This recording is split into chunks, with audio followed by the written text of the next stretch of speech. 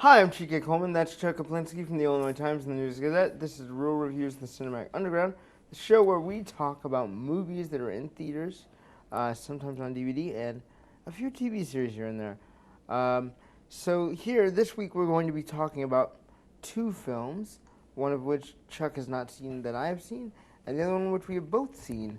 The first of which is Hitman.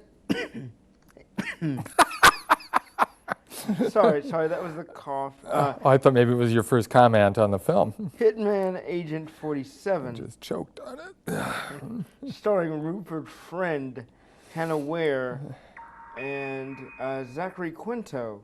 The film centers around Agent 47 working to find this girl who her father is the doctor who invented the agents program, and it's trying to be reinstituted basically. And Did they steal the plot from Man from Uncle? uh, Sounds very familiar. I know, it really does. So the whole point of the film is for Agent 47 to track down Hannah Ware's character, who is the daughter of this doctor, because they want to restart the agents program, and they're basically Agent 47 is trying to stop this guy named John Smith, played by Zachary Quinto, from reaching the daughter first, and finding the location to the doctor. This film is horribly deceiving. It shows you the two action scenes in the trailer, one of which involves an interrogation, which is not really that spectacular to begin with, and the other one is in the opening credits. Those are pretty much the most tense moments of the entire film. The rest of the film is a complete washed out mess. You have Rupert Friend, an actor that I don't know very well, who takes on the role of Agent 47 this time, replacing Timothy Olyphant from the original Hitman film. And while video game adaptations are tricky to film, I feel like you could infuse a lot more mythos into something like the Agent 47 film. For crying out loud, you've got 5 Hitman games to draw from, in which you could take little liberties with what you know about the Hitman origin story, and yet this is not an origin story, it's almost a continuation. Rupert Friend has a recurring role on Homeland. Homeland, okay. So that's where his bank comes from. Hmm? Unfortunately, his star will fade a little bit more with this film because I found him remarkably dull and pointless in this film as Agent 47. I know agents are not supposed to really have any personality, but he takes that to a whole new level that I found displeasing, uncomfortable, and quite dissatisfying, to say the least. Hannah Ware does an okay job as the daughter who's trying to find her long-lost father, who she knows is a doctor, but doesn't really know his role in the agent's program. Zachary Quinto is pretty much the quintessential villain you really expect him to be.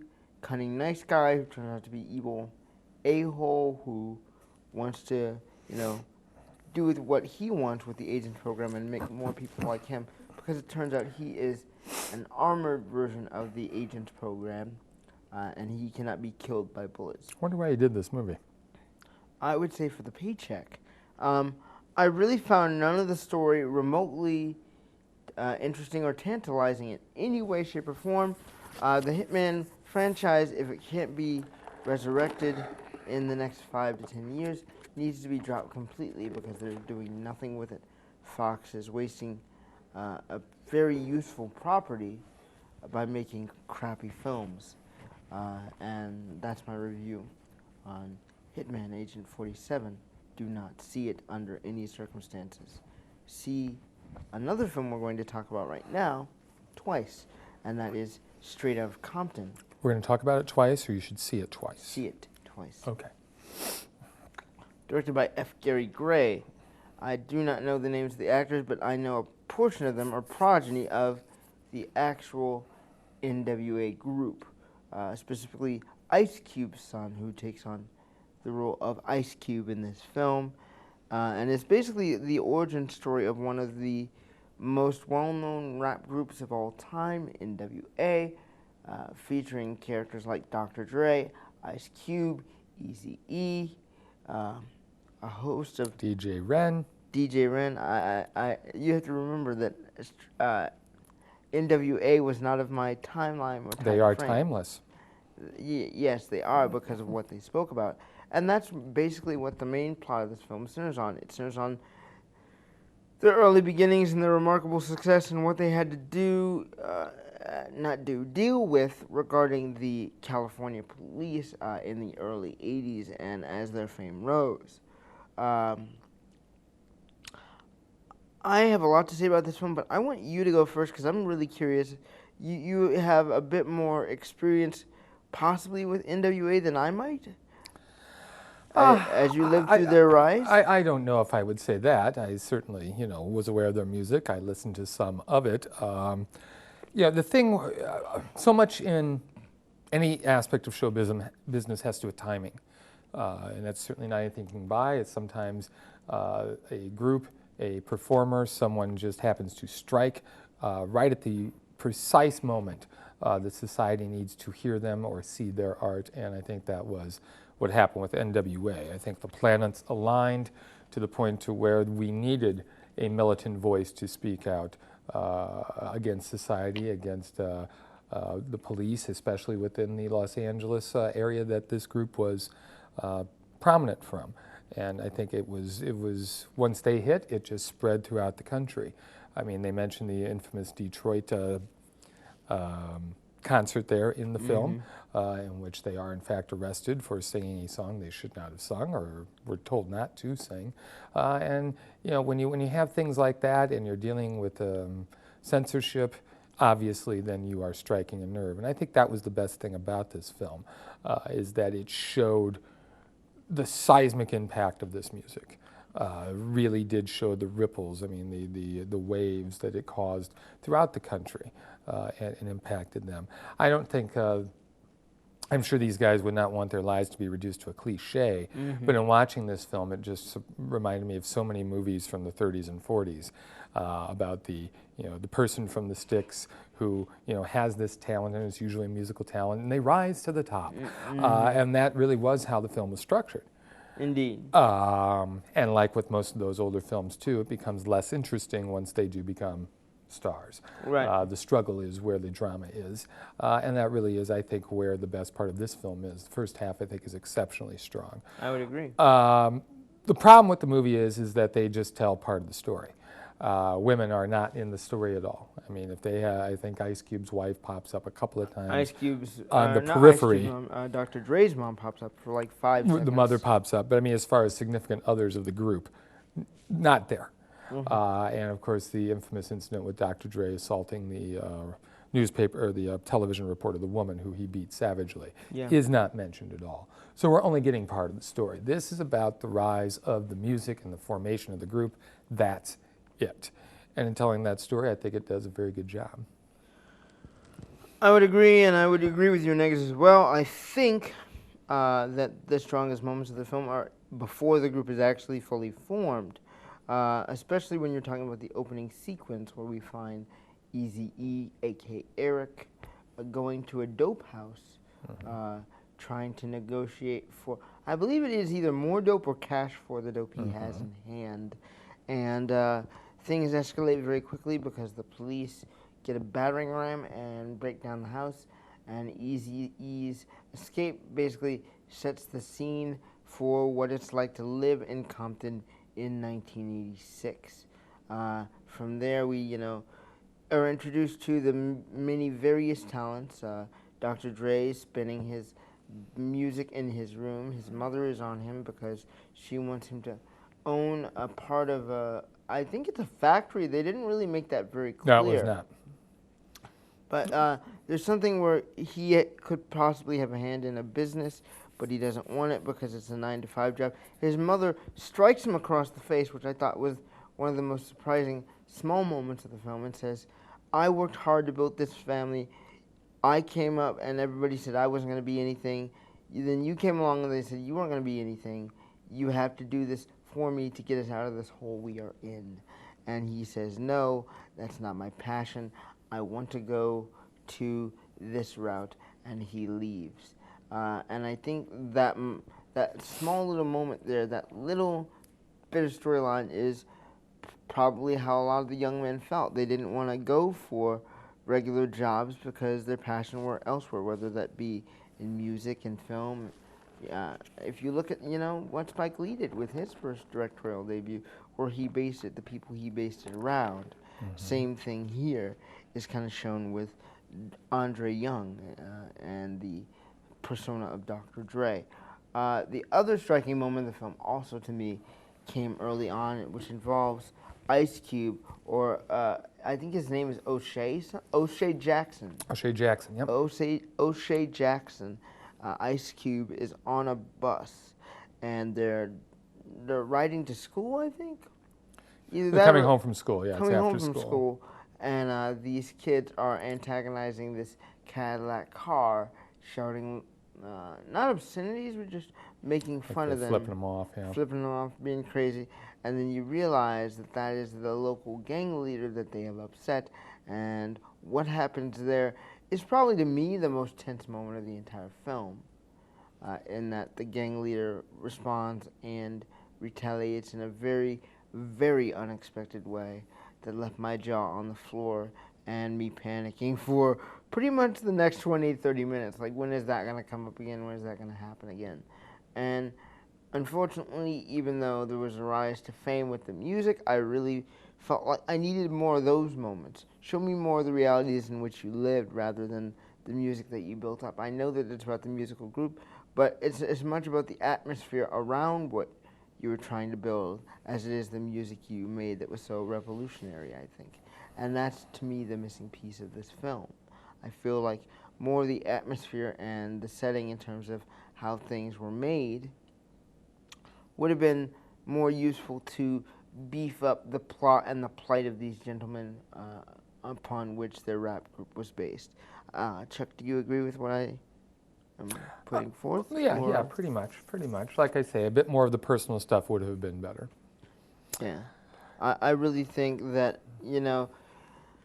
music bios are getting to a point, whether you're looking at feature films or looking at TV shows like Empire, where the only way you can really get involved is to get really on the personal side of things in terms of what are the struggles that this person faces to get to where they are.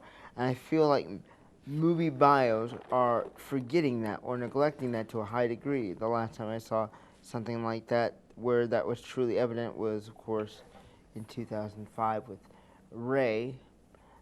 They really worked hard to show those flashbacks and to paint a picture of where Ray was from, so that by the time you got to the moments of fame and you got to those moments where Ray felt like he had, pushed away his past, you had really strong moments of how that person evolved or was held back by his own demons. You don't get that here, I don't feel. Well, and I think it should be mentioned that Ice Cube, Dr. Dre, and the others were the producers of this film, so it was obvious that they made these decisions just to focus on the music and not the personal stuff. But I think the personal stuff would have made the film feel more like the passion project. Well, I agree, but I'm just saying they're protecting themselves. But the real question is, from what or who? Not looking like assholes. That's what. But I beat a female reporter almost to death, and I'm going to show that in a movie about me. Obviously, they're protecting themselves. True. I don't know. I feel like this film has a lot of strengths. Paul Giamatti's music manager character is particularly funny and odd in this film. That got me having a bit of a chuckle. And, the concerts where you hear all of NWA's music, it's going to get you moving. I have to say, the moment that got me moving the most was literally the scene at the Skateland in, 1988, after they had printed a bunch of copies of their music. Right, before they'd hit big. And they play, I think it's Knee Deep by George Carlin and the Parliament. George Clinton. George Clinton in the Parliament. Yes. Yeah. They play Knee Deep. Parliament Funkadelic. Yeah. And that to me was the part where I was like, oh yes, this is this is my jam.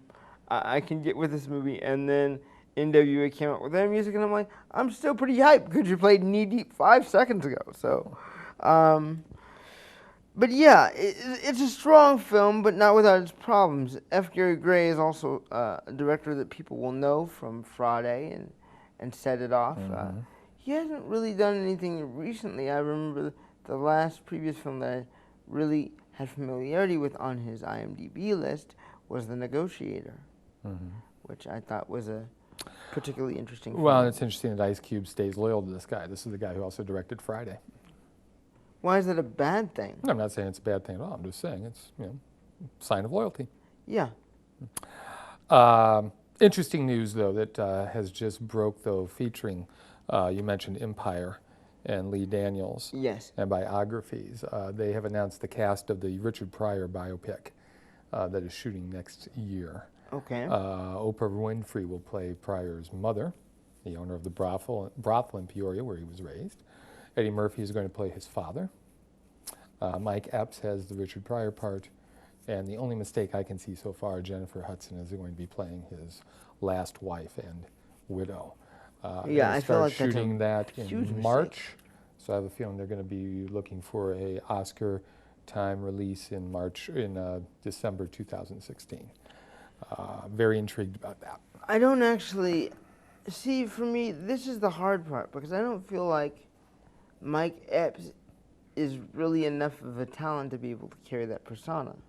I agree, but who would be? And apparently it was based on his, apparently he did a devastating audition for the role.